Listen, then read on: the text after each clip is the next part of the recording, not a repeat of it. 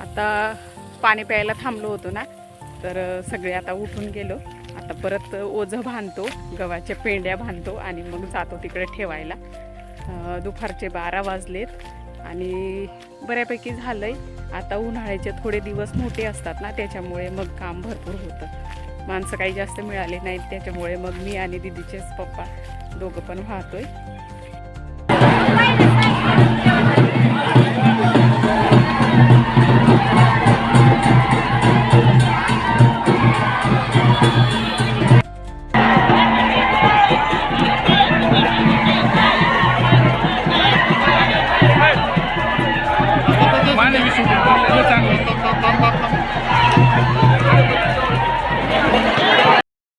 नमस्कार मंडळी, कसे आहात सगळे? मस्त मजेत आहात ना? तर मी मालती तुम्हा सर्वांचं खूप खूप स्वागत करते आपल्या आणखीन एका नवीन व्हिडिओमध्ये. व्हिडिओ मी गाडीतच बसून स्टार्ट केला. आम्ही रस्त्यात आहोत, गावाला चाललो होळीसाठी आणि शेतातलं सुद्धा काम आहे ना, म्हणूनच चाललो. आणि बऱ्याच ताईंना आमचं गाव बघायचं होतं, तर चला तुम्हाला आमचं गावसुद्धा या व्हिडिओमध्ये मी दाखवणार आहे आणि कुठलं आहे ते सुद्धा सांगणार आहे. तर चला, ट्रॅफिक झाली, मागे गाडी आहे. आता चाललोय गावाला. आमच्यामुळेच झाली, गाडी थांबवली. हो ना, आपल्यामुळेच झाले.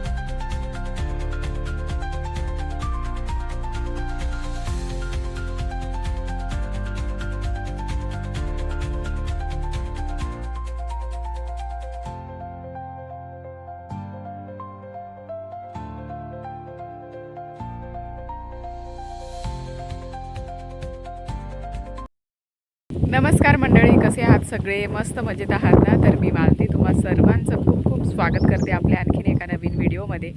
आम्ही कालच गावाला आलो आणि घरी काही व्हिडिओ शूट घेतलेला नव्हता मी. डायरेक्ट आम्ही शेतात आलो. सकाळी लवकर सगळं आवरून घेतलं, डबा वगैरे बांधून मग डायरेक्ट शेतात आलो. तर शेतात याच्यासाठी आलो, आपल्या शेतामध्ये ना गहू पेरणी केली होती. तर माझ्या पाठीमागे तुम्हाला दिसतच असेल, गहूचे पेंडे पडलेले आहेत आणि परवाच्या दिवशी कापून घेतलेले होते. आम्ही तिकडेच होतो ना, तेव्हाच माणसांना सांगून कापणी झालेली आहे. आणि आता हे गहू इथे वाहन वगैरे येत नाही आहे, त्याच्यामुळे ना आजूबाजूंचे जे शेतकरी आहेत त्यांचे पण गहू आहे ना, मग इथे गाडी येणार नाही, म्हणून हे पेंडी तिकडे मोकळ्या ठिकाणी व्हावं लागेल आणि तिथे मग मशीन येईल. मग त्या मशीनमध्ये गहू काढणीचं काम होणार आहे. तर त्याच्यासाठीच आम्ही आलो आणि तिकडचं जे शेत आहे तिथे मशीन येणार आहे, मोठं मशीन. ते डायरेक्ट शेतातच कापणी करून दाणे निघतात ना, तसं मशीन येणार आहे. तर दीदीचे पप्पा गेलेले आहेत त्या मशीनवाल्याकडे आणि बोलले की दुपारून येणार आहे ते मशीन. आता तिकडचं ते मशीनमध्ये डायरेक्ट काढता येईल, कारण ते रस्त्यावर आहे, तिथे मशीन येतं, म्हणजे तिथे वाहन कुठलंही येतं. पण या शेतामध्ये वाहन कुठलंही येत नाही जेव्हा इकडचं शेत असं रिकामं झालं नाही. इथे बघा, हे पण इथे गहू पेरणी केलेली आहे. तर ती कापणी होईल तोपर्यंत आमचं गहू पूर्ण सुकून जाईल. आत्ताच पूर्ण सुकलेला आहे. तो थोडंसं लेट पेरणी झाली होती त्या गव्हाची, त्याच्यामुळे त्यांची काही कापणी झालेली नाही आहे आणि तिथूनच वाहन येते ना, त्याच्यामुळे आता शेतात पीक असल्यामुळे इथे वाहन येणार नाही. तर हे सगळे गव्हाचे पेंडे आहेत, तिकडे आम्हाला वाहून ठेवायचे आहेत आणि मग तिथे मशीन येईल तेव्हा तिथे काढणी होईल. तर हा आमच्या शेतातला गहू आहे. तर आज रविवार आहे, उद्या होळी आहे आणि होळीसाठी पण आलो होतो. खरं म्हणजे होळीसाठी नाही सांगता येणार, खरं म्हणजे ह्या कामासाठी आम्ही आलो होतो आणि हेच काम करून मग आम्हाला जायचं आहे. आणि लगोपाठ 2-3 दिवस सुट्ट्या पण आल्या ना, त्याच्यामुळे आम्ही आलो. बऱ्याच ताई कमेंट करून विचारतात, ताई तुमचं गाव कोणतं, तुमचं गाव कोणतं? तर हे आमचं गाव आहे, म्हणजे माझं सासर. आणि आता मी सध्या शेतात आहे आणि गावी आलो आहे आम्ही. तर आमच्या गावाचं नाव आहे ठाणेपाडा. आणि तुम्हाला माहिती नसेल तर मला म्हणजे नाव डायरेक्ट मी सांगितलं तुम्हाला काही एवढं लक्षात येणार नाही हे कुठे आहे असं. तर इकडे ना आजूबाजूला सगळे असे पवनचक्क्या आहेत, पूर्ण असे फॅन बसवलेले आहेत सुजलान कंपनीचे इकडे आजूबाजूला, आणि खूप छान वातावरण आहे. इकडे आमच्या शेतामध्ये 2 नारळसुद्धा आहेत आणि हे नारळाचे झाडं खूप जुने आहेत बरं का. आणि ह्या वर्षी आम्ही गहूच पेरणी केली. त्याचं कारण म्हणजे असं, दरवर्षी आम्ही उन्हाळी कांदा करतो, पण कांद्यासाठी ना खूप माणसं लागतात, मजूर अजिबात येत नाही शेतामध्ये आणि आम्ही राहतो लांब. तर त्याच्यामुळे ना गहूचं कसं कापणी केली की लगेच मशीनमध्ये दाणे निघून येतात आणि लवकर शेतातलं पीक आवरलं जातं. कांद्याला तसं खूप मेहनत आणि खर्च लागतो ना, त्याच्यामुळे आणि अवकाळी पाऊस, त्याच्यामुळे मग खूप नुकसान होतं आणि कांद्याला तेवढा काही भाव राहत नाही. म्हणून मग आम्ही ह्यावर्षी गव्हाचीच पेरणी केली आणि घरचं गहू खायलासुद्धा लागतं, त्याच्यामुळे मग गव्हाची पेरणी करून घेतली होती. तर आता येतील थोड्या वेळाने दीदीचे पप्पा. आम्ही डबे वगैरे इथे घेऊन आलो होतो. इथेच असं जेवण केलं, जार पण भरून आणले. विहिरीला अजून बरंचसं पाणी आहे बरं का. मार्च महिना चालू आहे, तुम्हाला विहीर दाखवते मी किती पाणी आहे ते. ही विहीर आता एवढी उंच आहे ती आणि इतकं पाणी आहे तिला. खूप भारी वाटतं शेतात, एकदम असं निवांत. आणि बाकीचे माझे चुलत दीर आहेत त्यांचे ते कांदे, तिकडे अजून गहू, इकडे पूर्ण असे गहूचे पीक आहेत. इथून यांची जर कापणी झाली असती ना, मग इथून ते मशीन आलं असतं, मग हे आमचे गव्हाचे पेंडे काही तिकडे व्हावायची गरज नव्हती. तर असं आहे. यांचं थोडीशी लेट पेरणी झाली म्हणून थोडंसं अजून वेळ आहे कापणी करायला. त्याच्यामुळे मग आमची आधी पेरणी झाली होती ना, मग लवकर सुकलं हे गहू, मग ते लवकर कापावं लागलं आणि यांची थोडी उशिरा झाली. आणि असा प्रॉब्लेम होतो, खूपच हालत खराब होऊन जाते शेतात आल्यावर. आणि आता शेत आहे म्हटल्यावर करावंच लागतं. आणि आम्हाला तर विकतचं धान्य अजिबात आवडत नाही, त्याच्यामुळे ना शेतातलं आम्ही पिकवतो आणि आम्हीच खातो. बरेच दिवस झाले आम्ही विकतचं गहू खात होतो. मागच्या वेळेस गहू पेरणी केली नव्हती ना आम्ही, त्याच्यामुळे अजिबात चव लागत नव्हतं आम्हाला. गहू खायची सवय होती ना, त्याच्यामुळे मग आम्हाला अजिबात आवडत नव्हतं, अजिबात म्हणजे असं खायला वाटत नव्हतं. तर आत्ता ह्यावर्षी छान असा गहू आलेला आहे, मस्त तिकडंपर्यंत आहे आणि ह्यावर्षी मस्त निघेल.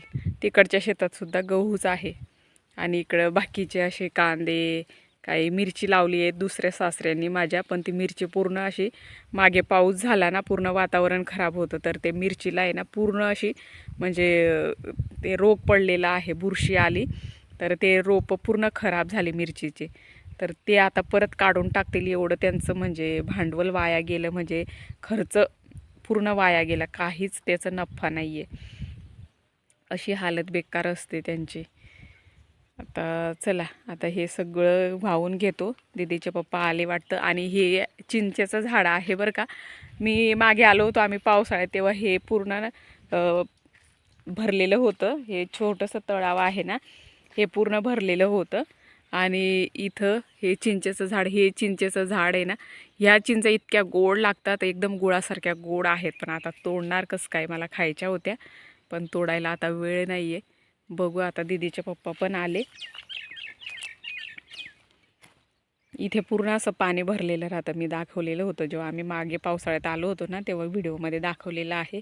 इथून असा नाला, मग इथून पण गाडी येऊ शकत नाही, असं इकडनं येते. तर यांचं पीक आहे उभं, त्याच्यामुळे. आणि बाकीच्यांची अशी मध्येच असं पेरणी केलेली आहे. काहींनी मग मका लावला उन्हाळी. सगळ्यांच्या शेतामध्ये पीक उभं आहे, म्हणून मग वाहन वगैरे काही इथे येत नाही. तर बरेच ताई कमेंट करून विचारत होत्या ना की तुमचं गाव कुठलं, तुमचं गाव कुठलं. तर सांगितलेलं आहे माझ्या गावाचं नाव. आणि तुम्हाला गावाकडचे व्हिडिओ बघायला आवडतात का, मला कमेंट करून नक्की सांगा. आणि आपले व्हिडिओसुद्धा कसे वाटतात ते सुद्धा सांगा. म्हणजे व्हिडिओ आवडत असेल तर लाईकसुद्धा करत जा. चॅनलवर नवीन असाल तर चॅनलला सबस्क्राईब करत जा. असेच आमचे म्हणजे साधी सिंपल लाईफ तुमच्यासोबत शेअर करतो. आणि काही एवढं म्हणजे युनिक नाही आहे. शेतामध्ये कामाला येतो, शेतातलं काम करतो, तिथे शहरात पण राहतो आम्ही, शहराची लाईफ पण जगतो आणि गावातली खेडेगावातली लाईफ पण जगतो. असं आहे आमची साधी आणि सिंपल लाईफ.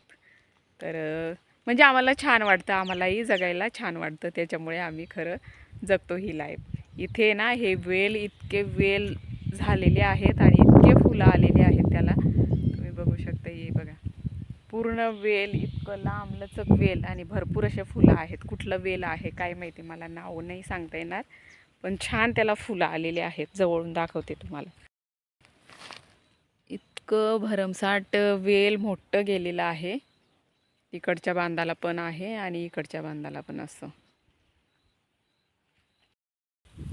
एवढा पट्टा होता तो वाहून झाला आमचा आणि आता एवढं बाकी आहे. 12 वाजले बरोबर. पाणी प्यायला बसलो आम्ही सगळेजण. जास्त काही माणसं मिळाले नव्हते.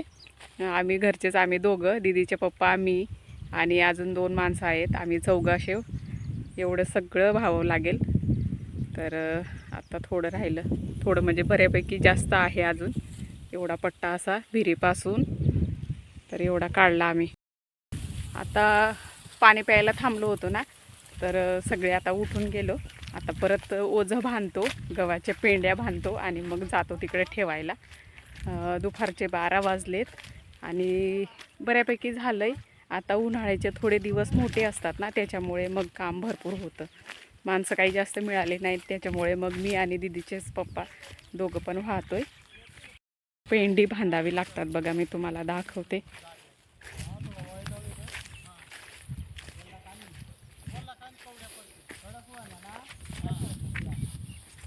अशी ही पेंडी आहेत आणि असं दोरीवर ठेवावं लागतं आणि मग परत पॅक बांधायचं आणि घेऊन जायचं.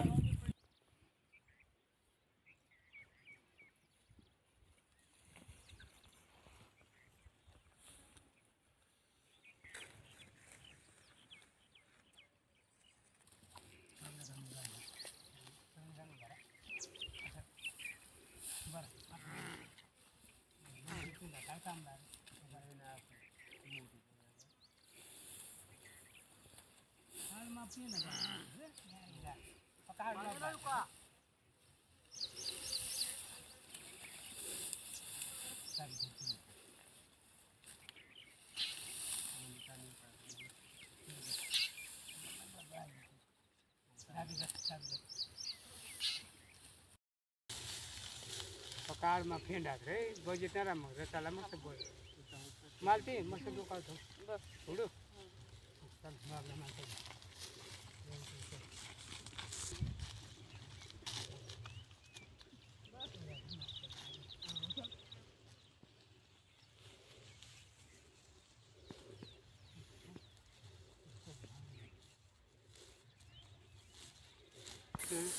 काही नाही कधी दिसेल कान काय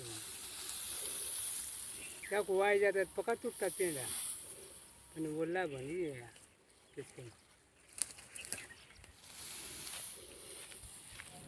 आता हे पेंडे सगळे इथे लावून देतोय. इथे वाहन येईल तेव्हा मग उद्या काढू आम्ही. उद्या तर होळी आहे, काय माहिती काय होतं. तर आता तुम्हाला याच्या पुढे दुसऱ्या दिवशीचा, होळीच्या दिवशीचा व्हिडिओ पाहायला मिळणार आहे बरं का. गावाकडे आलो की वेळ मिळत नाही व्हिडिओ एडिटिंग करायला आणि अपलोड करायला, त्याच्यामुळे आपल्या चॅनलवर 4-5 दिवस झाले व्हिडिओ येत नव्हते.